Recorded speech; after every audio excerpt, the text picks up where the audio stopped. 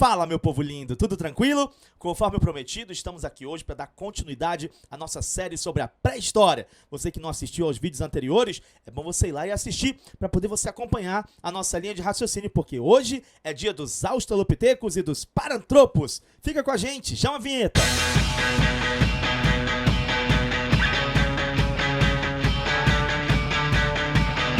Muito bem, turma, a gente estava analisando nos vídeos anteriores essa questão aí da hipótese evolutiva dos hominídeos. E a gente começou trabalhando aqueles que seriam os ancestrais dos australopitecos. Agora, a gente vai analisar as características dos australopitecos e dos parantropos. E vamos ver o que a gente tem para descobrir sobre eles. De cara, a gente vai fazer algumas considerações gerais sobre os australopitecos e depois eu vou começar a analisar esses carinhas aí, ó, o anamensis, o afarensis, o africanos e o garre, beleza? De cara, o que a gente tem que saber sobre os australopitecos? Primeiro, a gente tem que saber o que diferenciava os australopitecos dos outros primatas. Sempre que eu pensar em um australopiteco, eu vou pensar que ele tem uma dentição semelhante à dos humanos atuais, eu vou pensar que ele tem um andar bípede e eu vou pensar que ele tem uma postura ereta. São três coisas que são, assim, característica de um australopiteco. Outra coisa também que a gente precisa saber sobre ele é que os arqueólogos encontraram vários fósseis de australopitecos. E tudo indica que esses australopitecos, eles conviveram entre si, alguns deles conviveram entre si, podem até ter competido também, né, nessa faixa temporal em que eles estiveram ali convivendo na mesma época, né? E esse período aí seria de entre 4 milhões de anos atrás e 1 milhão de anos atrás que nós teríamos essa existência dos australopitecos e essa convivência das diferentes espécies de australopitecos. Todas as espécies de australopitecos que já existiram foram extintas. E os arqueólogos acreditam que é uma dessas espécies, que já está extinta, que vai dar origem, ou já deu origem, na verdade, ao gênero Homo, né, que é o gênero que a gente vai analisar no nosso próximo vídeo. O que a gente sabe sobre os australopitecos de início em linhas gerais? Que eles eram bem adaptados às savanas arbóreas que existiam ali na África. Só que entre 2 milhões e meio de anos atrás, mais ou menos, algumas mudanças climáticas aconteceram ali na África. E aí o que foi que aconteceu? O que aconteceu é que com essas mudanças climáticas, as savanas arbóreas que tinha ali na África acabaram se transformando em savanas arbustivas ou savanas abertas. Professor, qual é a diferença? A diferença é que na savana arbórea, você tem árvores de grande porte e árvores adultas. Nas savanas arbustivas ou abertas, você tem árvores de pequeno porte e ou em desenvolvimento. O que isso resultou, o que isso ocasionou? No momento que nós temos uma mudança climática e uma transformação também nessa realidade da África, nessas savanas abertas ou arbustivas, o abrigo diminuiu. E aí o que aconteceu? As pastagens aumentaram e isso possibilitou a evolução dos mamíferos herbívoros, como, por exemplo, a girafa, o búfalo, o antílope, o gnus. Eles vão se fazer nessas savanas arbustivas, né? Essas savanas abertas vai ser show para eles. Só que também, assim como esses mamíferos herbívoros vão se dar bem nessas savanas abertas ou arbustivas, os predadores deles também. Né? Então, os predadores deles, que são quem? As hienas, os cães selvagens, os leopardos, os leões, eles também vão se dar bem nessas savanas abertas ou arbustivas. Resultado, esses predadores se desenvolvem, esses mamíferos herbívoros também, só que esses predadores dos mamíferos herbívoros, eles também comem o quê? Também comem primatas. E aí, resultado, quem vai também dançar nessa história é os australopitecos. Por quê? Porque nós vamos ter, nesse cenário, um ambiente hostil, né? Onde é um come-come, um comendo outro, e aí nesse negócio, meu amigo, vários, ou melhor, grande parte, ou a maioria dos australopitecos acaba sendo extinta nesse contexto, nesse cenário ali da África que está acontecendo nesse momento. Alguns vão se adaptar e vão sobreviver. Os arqueólogos tentam sugerir como é que esses australopitecos teriam conseguido fazer isso. Né? Será que esses que conseguiram se adaptar e conseguiram sobreviver a esse ambiente tão hostil ali é porque eles usaram pedras como armas? Será que eles usaram armas primitivas de madeira? Será que eles usaram ramos espinhosos? Será que eles usaram tambores para assustar os predadores com barulho? Será que eles usaram fogo? Enfim, você tem várias aí possibilidades para tentar definir como é que esses caras conseguiram, como é que esses australopitecos conseguiram se adaptar e sobreviver nesse ambiente tão hostil, onde um comendo o outro, um predador comendo o outro. Muito bem, dito isso, a gente vai agora analisar as características de cada um deles. E o primeiro vai ser o Australopithecus anamensis. O que a gente sabe sobre ele? O gênero é Australopiteco, a espécie é Anamensis, a idade estimada dele é entre 4,2 e 3,9 milhões de anos. E foi o que descobriu? Descobriram em 94 pela a Mevi Lake, na região de Kanapoy e Ella Bay, próximo ao Lago Turkana, no norte do Quênia. E em 2006, eles descobriram fósseis do Anamensis no deserto de Afar, na Etiópia. O que acharam do Anamensis na prática? Eles acharam 21 fósseis, contendo mandíbula, maxila, fragmentos do crânio, partes do osso da perna, tíbia, né? Foi o que eles acharam. Como é que seria a altura dele? Ele teria mais ou menos 1,30 de altura, cerca de 55 quilos seria o peso do Australopithecus anamensis. Por que deram esse apelido para o anamensis? Porque Anam significa lago, na língua turcana do Quênia. Pithecus significa macaco em grego e Australis significa do sul, no latim. Então, numa tradução livre, seria macaco do sul do lago, né? E qual é a importância do Australopithecus anamensis? É que ele apresenta as evidências mais antigas, já comprovadas, de bipedalismo. E a gente sabe que o bipedalismo ele é uma transição super importante nessa história evolutiva dos hominídeos. Então, a gente dá essa moralzinha aí para o Australopithecus anamensis. O próximo é um dos australopitecos mais famosos que a gente tem, o Australopithecus afarensis. O gênero dele, Australopithecus. A espécie, Australopithecus afarensis. A idade estimada dele, 3,9 a 3 milhões de anos. Como é que descobriram? Descobriram uma parte em 1970, né, que foi o Donald Johansson que descobriu no estado étnico de Afar, na Etiópia, na região da vila de Adar. E uma outra parte foi em 74 pela Mary Leckern, em Laetoli, na Tanzânia. O que acharam dele? Em Afar acharam joelho, articulação do joelho, o esqueleto da Lucy e restos de um grupo familiar.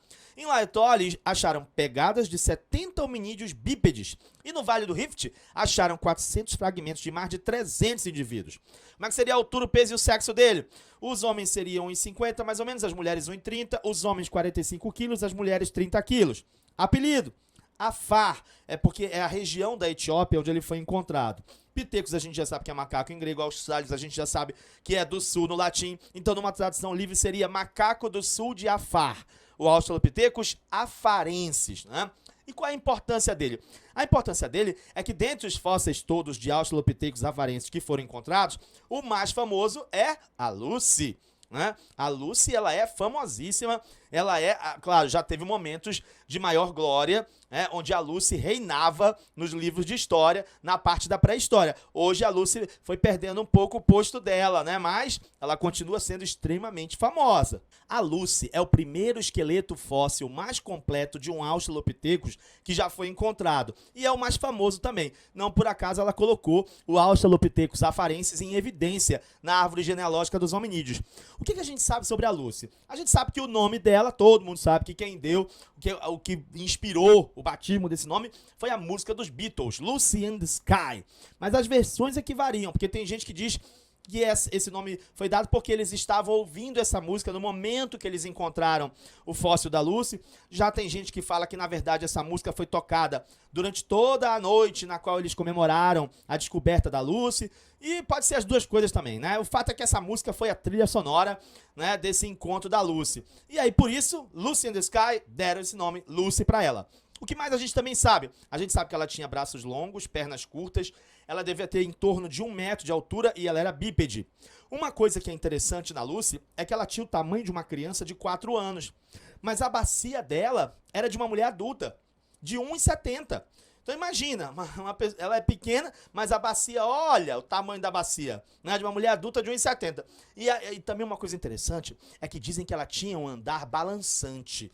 Né? O que quer dizer isso? É que ela mandava o peso do corpo de um pé para o outro, movimentando a bacia. Né? Eu fico imaginando esse negócio, ela movimentar. Você já viu aquelas pessoas bem bundudas, né? Uma bunda bem grande mesmo, que a bunda pesa tanto que eu acho que até para movimentar, né, é meio difícil. Devia ser assim o andar da Lucy, né? Esse andar balançante mesmo, uma bacia desse tamanho que ela tinha, né? Apesar de ser pequena. Também interessante isso. Outra coisa é que ela não era capaz de correr.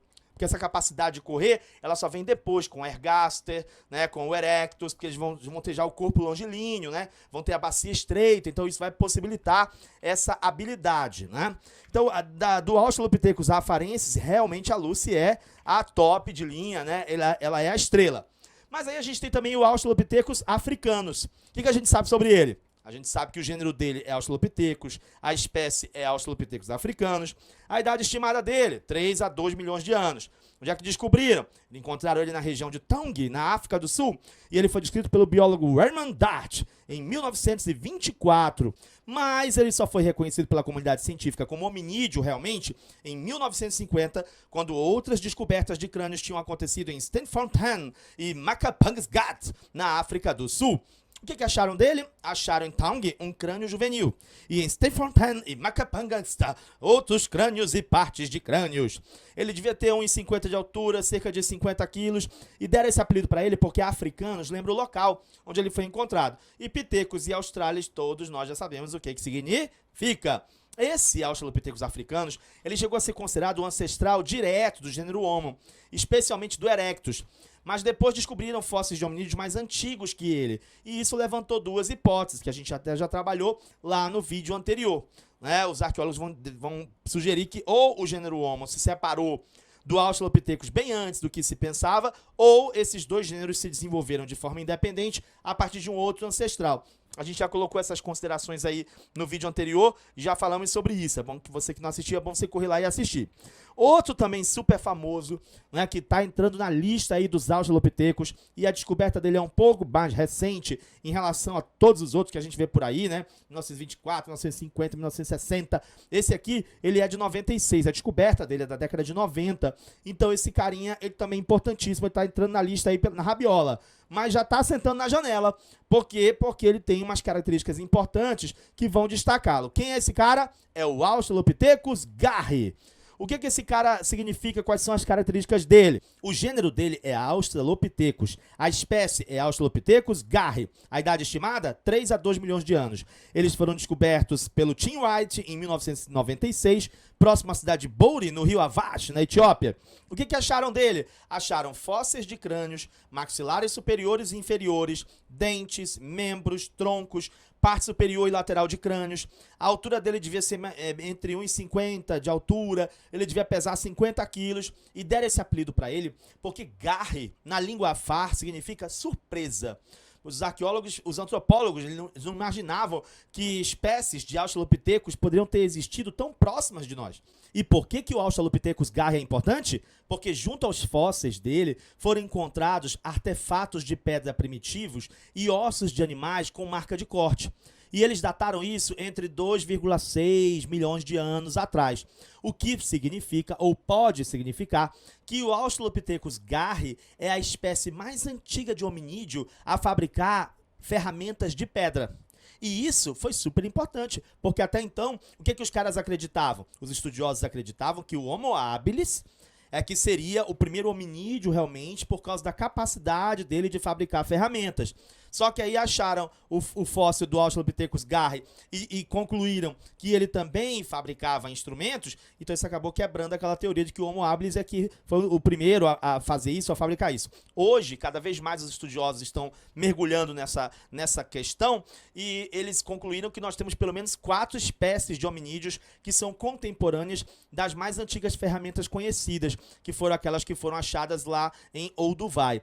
Então a gente tem aí muito pano para manga para ainda analisar sobre essa questão aí de quem é que realmente foi o mais antigo que fabricou ferramentas de pedra, né? Se foi o Australopithecus garhi, se foi algum outro da linha evolutiva. Então hoje ainda é uma incógnita essa questão aí. Mas uma coisa é certa, a descoberta do Australopithecus garhi, ela veio quebrar também essa ideia de que somente o pessoal do gênero Homo é que teria capacidade cerebral para fabricar ferramentas. Até então era esse o raciocínio dos estudiosos. Não, fabricação de ferramentas, só os hominídeos, só o pessoal do gênero Homo é que vai conseguir fazer. Mas o Australopithecus garra e vem e prova o contrário. Ele prova que um Australopiteco também tem condições e capacidade de fabricar uma ferramenta, mano. Então isso é interessante. E qual é o próximo grupo que a gente tem para analisar? O grupo dos Paranthropos. A gente também vai fazer algumas considerações gerais sobre eles e depois vamos analisar o Aethiopicus, o Robustus e o Boisei. De cara, o que eu preciso saber sobre esse gênero, o gênero Paranthropo? Primeira coisa que eu tenho que saber é que antes eles eram classificados como Australopithecus, né? Só depois que outros estudos foram sendo feitos, eles acabaram tendo essa outra classificação e ganharam, né, esse upgrade, né? Vão virar um gênero, o gênero Paranthropo. E como é que eles concluíram isso, né, os estudiosos? Eles perceberam que as espécies de Paranthropos, elas eram caracterizadas por uma grande robustez das mandíbulas, né, das mandíbulas e dos molares. Então isso vai ser um diferencial importante. E sugeriu para os estudiosos que os Paranthropos teriam uma tendência evolucionária diferente dos Australopithecus, né? Ou seja, teriam seguido caminhos diferentes e daí poderia, então, você criar, né, você classificar como um outro gênero esse pessoal que hoje são chamados de Paranthropos, mas antes eram chamados de Australopithecus. Agora, detalhe, tem, claro, uma corrente que vai dizer que eles são um outro gênero, né, que vai dizer que a evolução deles é distinta dos Australopithecus e que eles, inclusive, são descendentes dos Australopithecus, mas ainda tem aquela galera que entende, aquela galera que eu digo, um grupo de paleontólogos que entende que o Paranthropus ele pertence ao gênero dos Australopithecus ainda, né? Então tem aí uma galera que já separou, tem outra galera que continua colocando junto do grupo dos Australopithecus. Por isso que, inclusive, alguns livros que você pega para estudar essa árvore, entre aspas, essa árvore genealógica da pré-história, aparece esse pessoal, o Boisei, o Robustus, né, o próprio Aethiopicus, como Australopithecus e não como Paranthropos, né? Então tem esse diferencial aí por causa dessa rixa também na própria arqueologia. Mas como a gente tem que apresentar o universo, o leque aberto, então você tem que trabalhar com todas as possibilidades. O que a gente sabe sobre os Paranthropos? É que eles viveram entre 2,7 e 1,2 milhões de anos atrás. E essa palavra Paranthropos, ela foi criada pelo Robert Broom em 1938. E ela significa ao lado do homem, tá? Porque tudo indica que essas espécies, elas conviveram com o gênero Homo por pelo menos 1,5 milhão de anos, tá? Segundo os estudiosos. Então, por isso, eles criaram esse termo, ao lado do homem. Olha que interessante. E é um termo bem antigo, né? 1938 é muita coisa. Muito bem, quais são as espécies de Paranthropos que a gente pode sinalizar? A primeira é o Paranthropus aethiopicus. O gênero dele é Paranthropus, a espécie Paranthropus aethiopicus. A idade estimada dele é 2,8 a 2,2 milhões de anos. E eles descobriram ele a algumas partes na bacia do rio Omo, na Etiópia, em 1967. E em Laetoli, na Tanzânia. Eles acharam um crânio no Largo Turkana, no Quênia, também em 1985. E aí no Quênia eles acharam um crânio quase completo, faltando os dentes. E na Etiópia e Laetoli eles acharam partes do crânio, do esqueleto e vários dentes. Qual seria a altura dele? 1,20. Qual seria o peso dele? Cerca de 45 quilos. Por que deram esse apelido para ele? Esse apelido, Aethiopicus, ele é referente à região da Etiópia onde ele foi encontrado. E por que o Paranthropus aethiopicus é importante? Porque, assim, encontraram, dentre outros, né, vestígios, encontraram um crânio no Quênia que ficou conhecido como caveira negra porque ele estava manchado de preto devido aos sedimentos em que ele foi enterrado. E aí o que acontece? Antes da descoberta desse crânio do caveira negra, os estudiosos achavam que o africanos, o Australopithecus africanos, que era ancestral do Robustus e do Boisei. Né? Só que agora a proposta é outra. Olha só como é que ficou a proposta. A proposta é que, na verdade, quem é ancestral do Robustus e do Boisei é o Paranthropus aethiopicus. Tá? E essa proposta pôde ser consolidada a partir da descoberta desse crânio, essa chamada caveira negra. Certo? Então hoje a proposta é essa. Quem é ancestral do Robustus e do Boisei é o Paranthropus aethiopicus. E esse Paranthropus aethiopicus, por sua vez, seria o ancestral dele seria o Australopithecus afarensis. tá? Então é o afarense que vai dar origem a esse grupo aí de Paranthropus, beleza? Aí ele teria originado o Paranthropus aetiópicus, e do Paranthropus aetiópicus é que teria originado, ele teria originado o Robustus e o Boissei, tá? Então essa é a ideia que está meio que presente aí dentro dessa questão dessa filogenia, né, envolvendo os Paranthropus. O que mais a gente tem que saber deles? A gente tem que falar também do Paranthropus robustus. O que a gente sabe sobre o Paranthropus robustus? Que o gênero dele é Paranthropus, que a espécie é Paranthropus robustus, a idade estimada dele é entre 2,6 a 1 milhão de anos, e ele foi descoberto em 1938 em Kondrai, em uma brecha de caverna a noroeste de Joanesburgo, em Gauteng, na África do Sul, na região de Drimolen, também de Gondolin, e nas cavernas de Cooper, todos na África do Sul, também acharam vestígios dele. E o que acharam? Acharam crânio, mandíbula, dentes. Concluíram que ele tinha entre 1,40 e 1,10, né? Os machos tinham 1,40, as fêmeas tinham 1,10. E ele tinha entre 60 e 35 quilos. Os machos 60 quilos, as fêmeas 35. Por que deram esse apelido para ele, robustus? Esse apelido foi dado porque os primeiros achados eram restos de mandíbulas grandes, o que fez pensar que eles eram enormes. Mas depois descobriram que eles tinham um corpo similar ao dos australopitecos, né? Mas aí o nome ficou, acabou pegando e aí ficou Paranthropus robustus, né? E a importância deles é que eles foram a primeira espécie do gênero Paranthropus a ser descoberta. Embora, durante um bom tempo, eles ainda foram classificados como australopitecos, né? Depois é que eles vão ser identificados como Paranthropus, mas ele é o primeiro a ser descoberto desse grupo. Então, esse é o mérito dele, essa é a coroa que a gente dá para ele. E o último da nossa listinha de hoje é o Paranthropus boissei. O Paranthropus, o gênero dele é Paranthropus, a espécie é Paranthropus boissei, a idade estimada dele 2,4 a 1,4 milhões de anos, e ele foi descoberto na Tanzânia, em Olduvai Gorge e Peninde, em 1959. Na Etiópia também tinha vestígios dele, na região do Conce, na bacia do rio Omo. E no Quênia tinha também vestígios no Kobifora, Chesongonja e oeste da Turkana. O que acharam dele? Acharam crânio, mandíbula, dentes. Concluíram que os machos deviam ter 1,40 mais ou menos, as fêmeas 1,10, os machos deviam ter 70 quilos, as fêmeas 45, e deram esse apelido para ele, Boissei, em homenagem ao Charles Boissei, que era o patrocinador do trabalho do Lewis e da Mary Leakey, que são os arqueólogos que estão envolvidos nessas descobertas. E qual é a importância do Paranthropus boissei? A importância do Paranthropus boissei é que ele tinha uma vantagem competitiva em relação a outros hominídeos mais inteligentes. Por quê? Porque ele conseguia fazer mastigação pesada de alimentos, mastigação de raízes, né? Mastigação de alimentos duros, né? Como sementes, por exemplo. E é por isso que os Paranthropus, eles acabam sendo extintos somente lá na frente, quando as mudanças climáticas acabaram contribuindo para que esse tipo de alimento acabasse não ficando tão abundante, e aí ele acaba, em função da não abundância desse tipo de alimento que ele consome, consegue mastigar, consegue ingerir, ele acaba sendo extinto, caminhando para a extinção. Muito bem, pessoal, nas cenas do próximo capítulo, nós vamos finalmente trabalhar o gênero Homo. E olha só o tanto de gente que tem pra gente comentar e caracterizar. Dá uma olhada aí, ó. Homo habilis, Homo erectus, Homo ergaster, Eildebergensis, Homo naledi, Homo floresiensis, Homo sapiens, Homo neandertal e Cro-Magnon. Toda essa turma aí, a gente vai conversar sobre eles no nosso próximo vídeo, então você não pode perder a sequência dessa série. Você que está acompanhando, não deixe de assistir a continuação, se você quer realmente triturar, gabaritar qualquer questão de pré-história que apareça na sua frente. Beleza, pessoal? E outra coisa também importantíssima, você que gostou desse vídeo, você que está acompanhando a nossa série, por favor, não deixa de dar um like. Não fica assovinando like pro teu professor não, mano. Dá um likezinho bem bonito aí pra gente poder divulgar esse vídeo e colocar esse vídeo lá no topo no YouTube, beleza? Um abração pra vocês, até a próxima, tchau!